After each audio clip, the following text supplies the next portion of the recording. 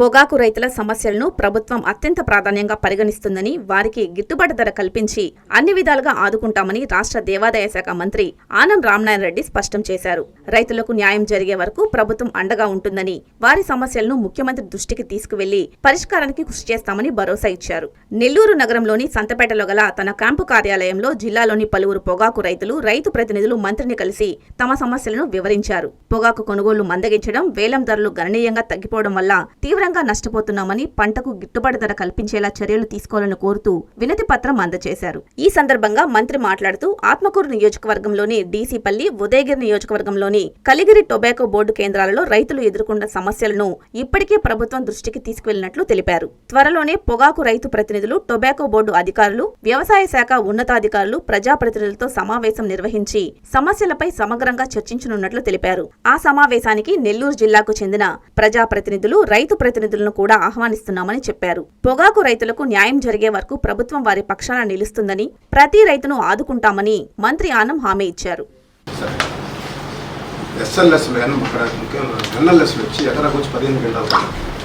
ప్రకాశం జిల్లాలో వచ్చి 10 గంటలు పడినాయి.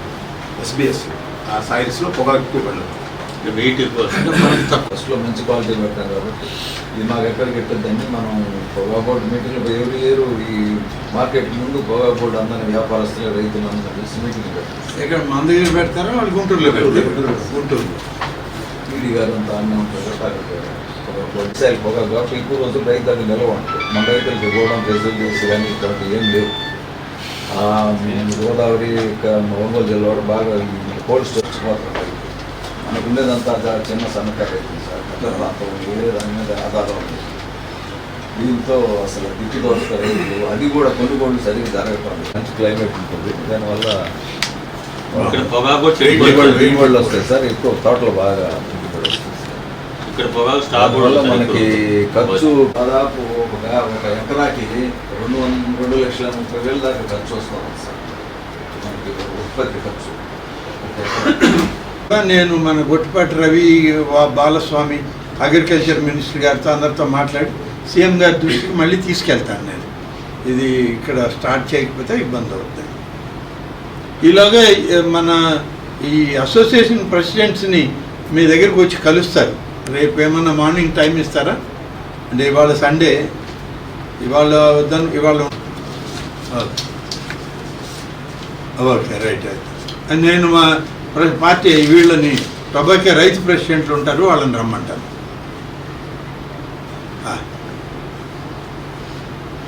అట్లాగే అట్లా ఓకే. బర్లీ పొగాకు మీద మీటింగ్లు పెట్టారు. అవును, బర్లీ పొగాకు ఇదంతా వర్జీనియా అని వెళ్ళారు. ఈ సంవత్సరం బాగా వచ్చిందంట.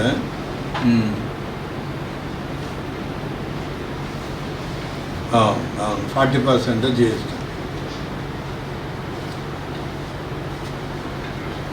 ఇటువంటివన్నీ అక్కడి నుంచే చేసుకుంటూ వస్తున్నారు.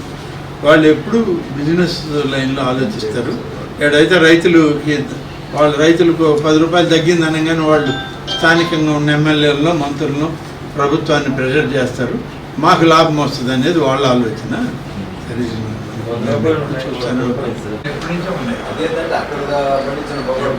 బయట నుంచి వచ్చేసి మనం 15 రూపాయలు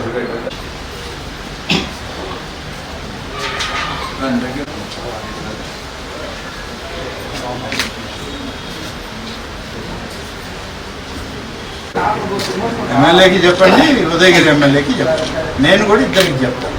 ఎలాగో ఎల్లుండి నీళ్ళు ఇస్తే మిమ్మల్ని వరేయమని కాదు, మంచి పంటలు పండించుకొని పొగాకు వేసుకోండి, ఇంకా కమర్షియల్ క్రాప్స్ ఏంటి, నీరుందని వరి పండిస్తారు.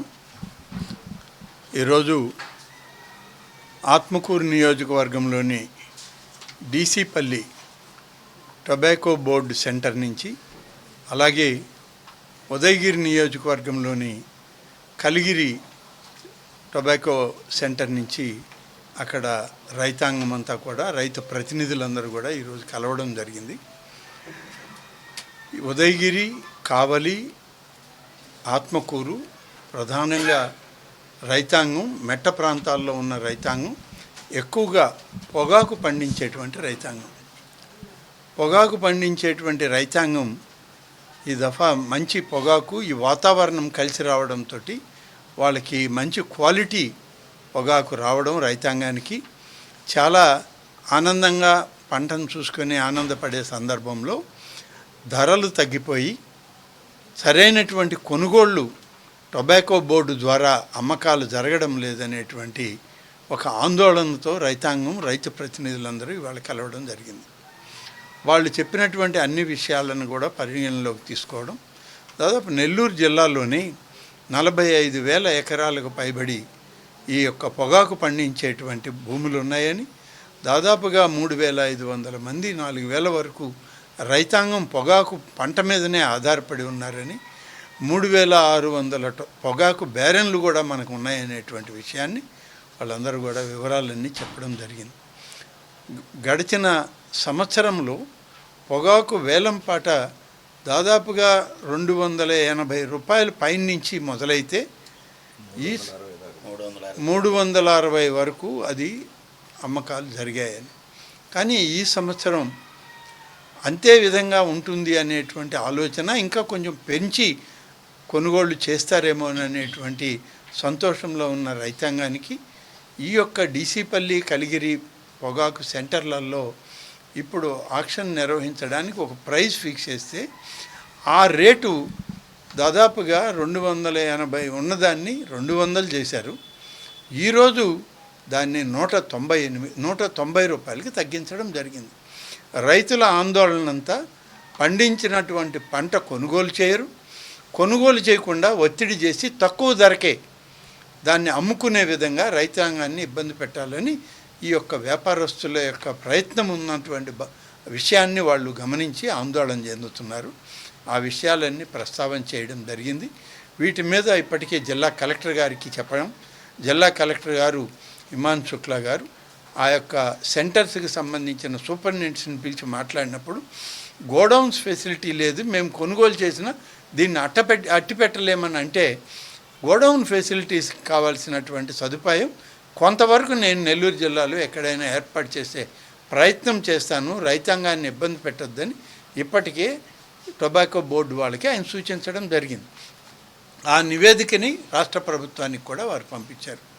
అలాగే ఈ యొక్క పొగాకు రైతాంగం యొక్క సమస్యలు ఇవన్నీ కూడా ఇప్పటికే మన ఎనర్జీ మినిస్టర్ శ్రీ గొట్టిపాటి రవి గారు, అలాగే వ్యవసాయ శాఖ మంత్రి గారు అయినటువంటి కింజారపు అచ్చెన్నాయుడు గారు, ప్రకాశం జిల్లా నుంచి డాక్టర్ బాల వీరాంజనేయ స్వామి మినిస్టర్ గారు, వీళ్ళందరూ ఇప్పటికే గౌరవ ముఖ్యమంత్రి గారికి ఈ విషయాలని, ఈ 3-4 జిల్లాల్లో జరిగేటువంటి ఇబ్బందిని ముఖ్యమంత్రి గారి దృష్టికి తీసుకెళ్ళినప్పుడు కేంద్ర ప్రభుత్వంలో ఉన్నటువంటి కామర్స్ మినిస్టర్ గారికి, ఆర్థిక మంత్రి గారికి గౌరవ ముఖ్యమంత్రి గారు ఈ పొగాకు కొనుగోళ్లలో ఈ రాష్ట్ర రైతాంగానికి న్యాయం చేయమని చెప్పి వారు ఇప్పటికే లేఖ రాయడం జరిగింది. తద్వారా టొబాకో బోర్డు అధికారులకి, అగ్రికల్చర్ సీనియర్ ప్రిన్సిపల్ సెక్రటరీస్కి, అలాగే మంత్రి గారికి, రవి గారికి అందరికి కూడా ఈ జిల్లాల్లో ఉన్నటువంటి రైతాంగంతో, రైతు ప్రతినిధులతో, శాసనసభ్యులతో, మంత్రులతో కలిపి ఒక సమావేశం పెట్టి వాళ్ళ సమస్యలను తెలుసుకుని తిరిగి మళ్ళీ మనం సమావేశం అవుదామని చెప్పి ఆ నివేదిక తీసుకురండి అని ముఖ్యమంత్రి గారు సూచించారని అచ్చెన్నాయుడు గారితో మాట్లాడితే వారు అన్నారు, గొట్టిపాటి రవి గారితో మాట్లాడితే వారు కూడా చెప్పడం జరిగింది. నెల్లూరు జిల్లాలో 2 పొగాకు కేంద్రాలు, ఇవి ఒకటి డీసీపల్లిలో ఉంది, ఒకటి కలిగిరిలో ఉంది. ఈ రెండిటికి సంబంధించినటువంటి శాసనసభ్యులు, మంత్రులను కూడా ఆ సమావేశానికి పిలవండి అని చెప్పి వారిని కోరాం. వారు కూడా ఆ విధంగా బహుశా ఇంకొక 2-3 రోజుల్లో పొగాకు రైతు ప్రతినిధుల సమావేశం పెడతాం, దానికి మిమ్మల్ని కూడా పిలవడం జరుగుతుంది. మీరు కూడా హాజరుగండి, మీ యొక్క సమస్యలు చెప్పండి, తప్పకుండా ముఖ్యమంత్రి గారి దృష్టికి తీసుకెళ్దాం అందరం కలిసి అని మన వ్యవసాయ శాఖ మంత్రి గారు చెప్పడం జరిగింది.